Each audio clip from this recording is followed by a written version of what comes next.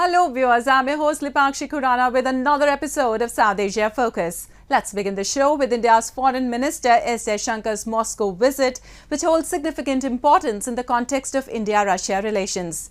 During his visit to Russia, Jaishankar noted that India-Russia relations remain steady and robust. Moreover, S. Jaishankar said that the two countries have made progress in trade, which now exceeds $50 billion. During the high-level meeting, Moscow and New Delhi made tangible progress in talks on plans to jointly produce military equipment. A report.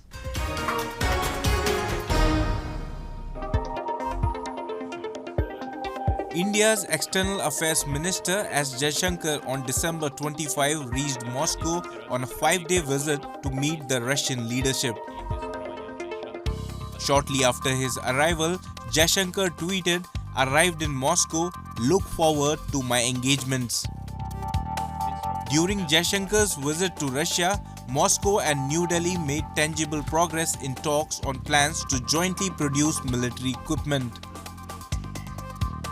Speaking at a news conference, Russian Foreign Minister Sergei Lavrov said such cooperation was of a strategic nature and was in both countries' interests and would help ensure security on the Eurasian continent. Обсудили перспективы военно-технического сотрудничества, включая совместное производство современных видов вооружений. Здесь тоже есть конкретные движения вперед. На этом направлении наше взаимодействие тоже носит стратегический характер. Его углубление соответствует национальным интересам наших государств. Taking a neutral stance on the Ukraine conflict, New Delhi has successfully maintained its ties with Moscow. India has emerged as one of Russia's major economic partners as it has exponentially increased its imports of Russian crude oil, ignoring Western sanctions put in place in 2022 due to conflict in Ukraine. At a meeting with Russian President Vladimir Putin, S. Jaishankar said that the two countries have made progress in trade which now exceeds $50 billion. We appreciated the fact that our trade is at an all-time high. We have crossed $50 billion turnover last year. We expect to exceed that this year. And what is important is that this trade is more balanced, it is sustainable. S. Jaishankar made it clear that India is keen to sign a bilateral investment treaty with Russia as well as a free trade agreement with the Moscow-led Eurasian Economic Union. President Putin invited PM Modi to visit India next year as External Affairs Minister called on the Russian leader at the Kremlin. И, конечно, будем рады видеть нашего друга, господина премьер-министра Моди, в России. Сможем обсудить все вопросы текущего характера, поговорить о перспективах развития российско-индийских отношений. У нас очень большой объем работы,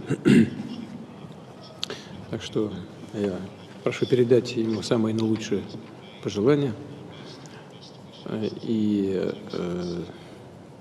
передайте, пожалуйста, наше приглашение, мы ждем его в России. Indian Prime Minister and the Russian President visit each other's country every alternate year for an annual summit at the leaders level. So far, 21 annual summits have taken place alternatively in India and Russia. The last summit was held on December 6, 2021 in New Delhi during Russian President Vladimir Putin's visit. Last year's annual summit in Russia was not attended by PM Modi due to the conflict in Ukraine. And let's now move to Bangladesh, which is witnessing a decline in its environmental conditions as a result of swift urbanization and population growth. Since Bangladesh gained independence in 1971, its capital has exploded into one of the most densely populated cities on earth. Recently, Bangladesh's capital Dhaka was blanketed in a thick layer of toxic smog, making it the most polluted city with a hazardous air quality index of 325. Bangladesh's capital Dhaka was blanketed in a thick layer of toxic smog recently as the air quality index fell into the hazardous category. On December 27, drone footage showed a layer of smog over Dhaka, making it the most polluted with a hazardous air quality index of 325. An AQI between 101 and 200 is considered unhealthy, particularly for sensitive groups, while an AQI between 200 and 300 is considered to be very unhealthy and above 300 is hazardous. According to reports, some areas of Dhaka had levels of fine particulate matter as much as 20 times in excess of World Health Organization's standards.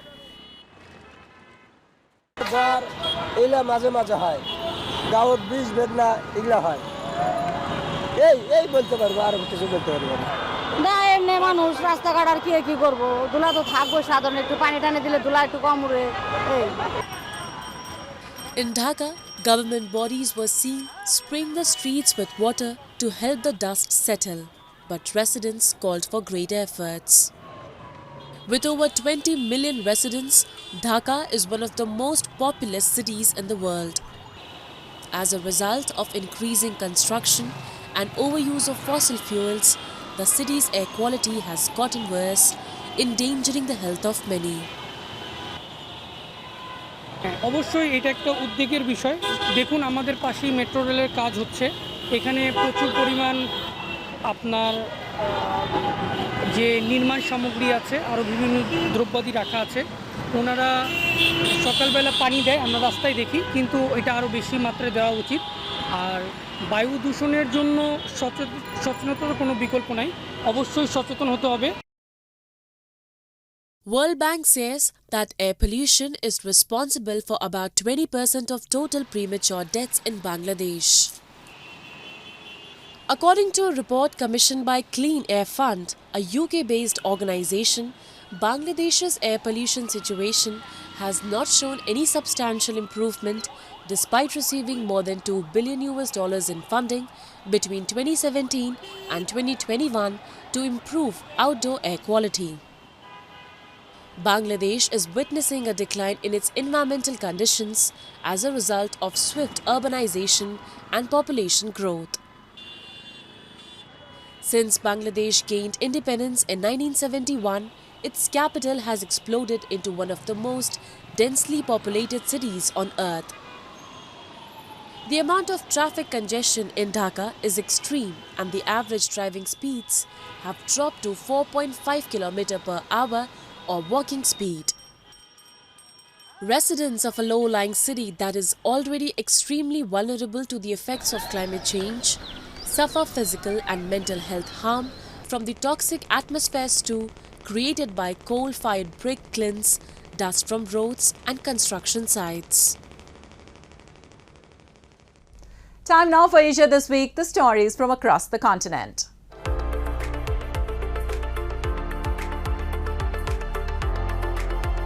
More than 1,000 South Korean military, police and emergency personnel joined rear defense drills on December 27 that simulated an attack by North Korea on Seoul to allay fears that the city is in striking distance of Pyongyang's weapons or a covert attack.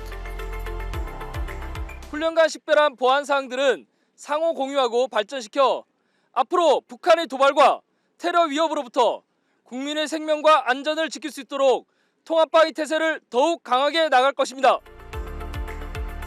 The exercise, which simulates attacks on a major water supply facility, telephone network stations and other facilities, comes amid heightened tension after the North tested an intercontinental ballistic missile and launched its first military spy satellite, with the neighboring countries reinstating last month some military measures eased after a 2018 pact. 세계 최고 수준을 자랑하는 이스라엘의 최첨단 방어 시스템이 재래식 포탄과 원시적 수단으로 무장한 하마스의 기습 공격에 속수무책으로 뚫린 것은 우리에게도 시사하는 바가 매우 컸습니다. 북한은 언제든 도발을 감행할 수 있습니다. 그렇기 때문에 우리 또한 그 어떤 도발도 이겨낼 수 있는 확실한 대응 능력을 갖추고 있어야 합니다. が多くて、復興は自分の力ではないかと、その力を取り上げて作文を書いてみました。福島へ来ていろんな景色を見たりしてて、こんなことができるなんてちょっと素晴らしいなって思いました。On December 24, as the US accused Iran of a drone attack on a chemical tanker in the Indian Ocean. The reconnaissance, helicopters, drones and marine cruise missiles with a range of 1,000 kilometers. صورت هوشمندانه و هم از طریق خود سامانه مادر اهداف جدید براش تعریف بشه. در طول مسیرش میتونه یک در واقع برنامه مسیری پیچیده رو انتخاب بکنه و which is known for grave human rights violations. Ethnic and religious minorities in Pakistan are often tortured for their different identities and ideologies. Several Hindu temples have been destroyed by the fundamentalists in the country. Hindu girls are being forcibly converted and a large number of innocent people from the ethnic minority Baloch are being extrajudicially killed. The Pakistani state is pushing youths towards militancy and insurgency. A report.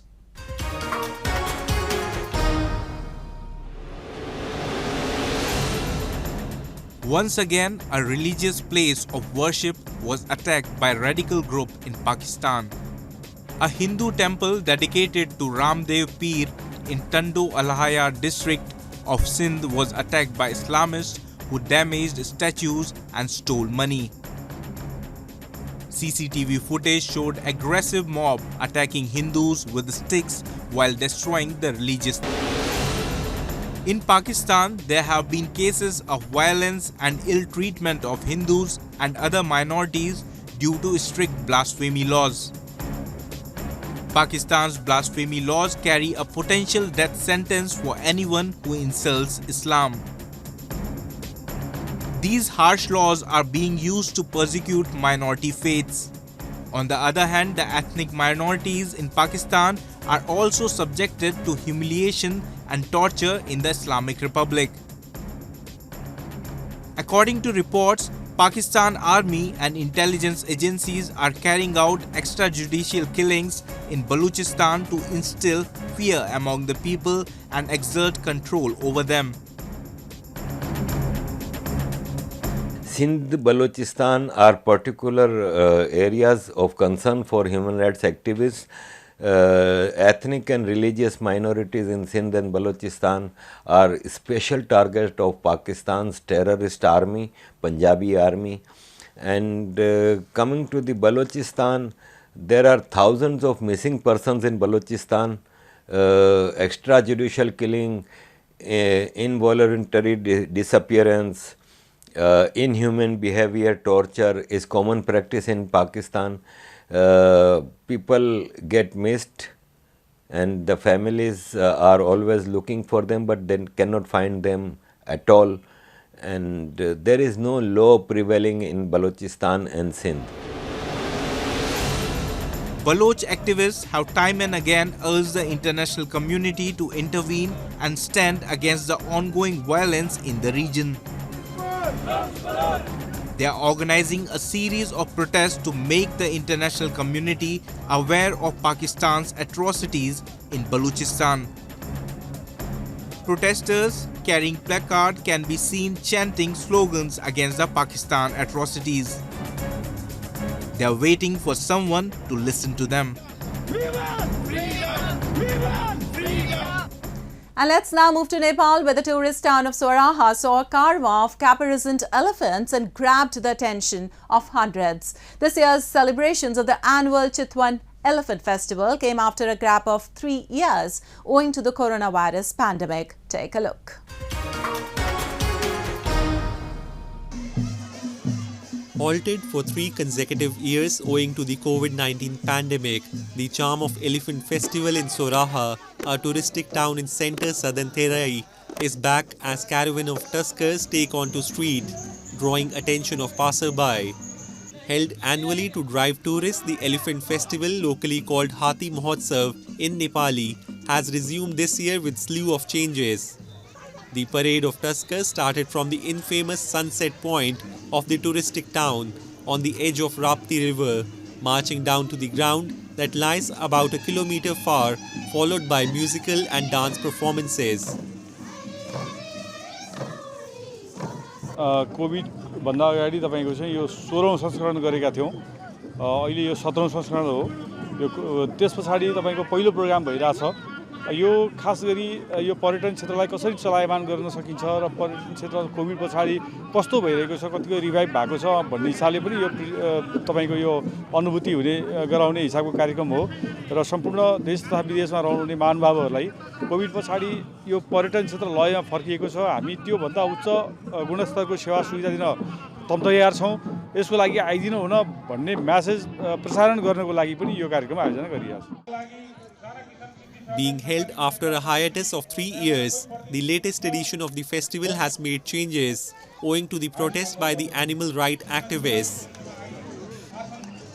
The popular polo, football and races played by elephants has been kept off the schedule, leaving the beauty pageant and picnic of tuskers. पहिलाको कार्यक्रममा हात्तीको मात्रै कार्यक्रम गर्थ्यौं भने यो वर्ष हात्ती तथा पर्यटन महोत्सव भनेर नामकरण गरेका छौं यसमा हामीले हात्तीलाई दुःख हुने खाले खेलहरू स्पर्श गरिएको छैन हात्तीको सुन्दरी तपाईले देख्नुभयो हात्तीको क्याराभान त्यसपछि गएर हात्तीको beauty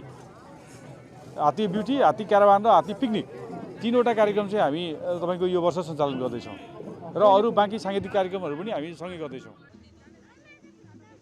The unusual sport of elephant polo had remained the most popular event of the festival, which has continued to be held every winter on the grass field of Soraha. A scion of horse polo, the elephant polo, was first introduced in Nepal in 1982 after James Mann Clark started the pachyderm version of the sport with fellow enthusiast Jim Edwards. The first games were played on a grass airfield in Megholi, which is located on the edge of the Chitwan National Park. It was December of 2018 when the polo was held for the last time in Nepal, which was marred by criticism and exposed animal cruelty to the world. Despite the absence of the popular sport, its charm hasn't faded out.